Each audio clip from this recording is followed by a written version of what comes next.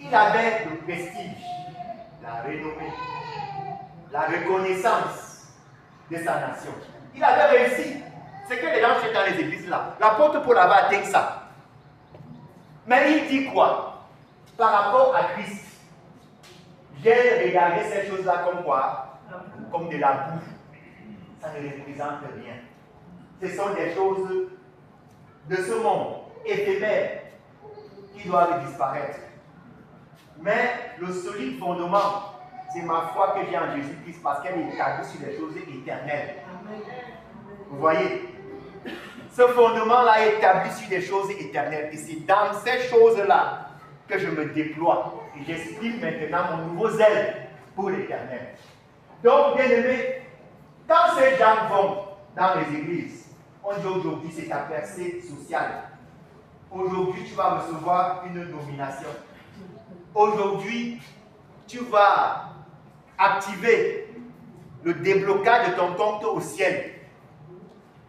La chose la plus importante, bien aimé, c'est le renoncement. C'est le renoncement. Parce que vous voyez, Dieu tient en compte que tu as besoin de tout ce qu'on a fait mention là. De l'argent, de la prospérité, des habits. Il sait que tu en as besoin.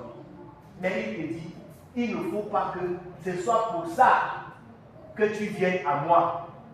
Il faut que ce soit moi que tu viennes chercher.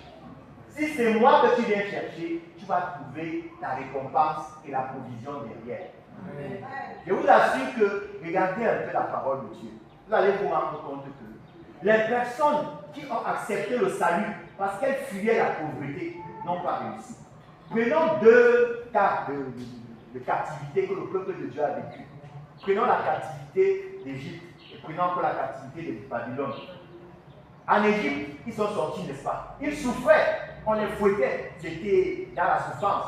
Quand Moïse est venu dire qu'allons à la terre promise, tout le monde est sorti. Tout le monde, parce que personne ne voulait plus être esclave, personne ne voulait plus souffrir. C'est un genre de salut que les gens aiment. On ne souffre plus, il n'y a plus le chômage, il n'y a plus les coups de fouet, il n'y a plus qu'on est esclave, on est libre. C'est très bien.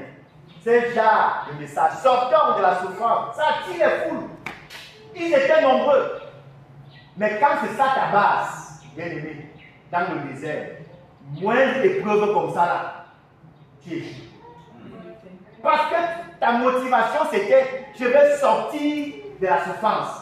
Je vais aller dans le pays où coule le lait et le miel. C'était ça la motivation, ce n'était pas l'éternel, c'était la motivation. Nous ne voulons plus souffrir. Mais la Bible dit que quoi? De toutes ces générations-là,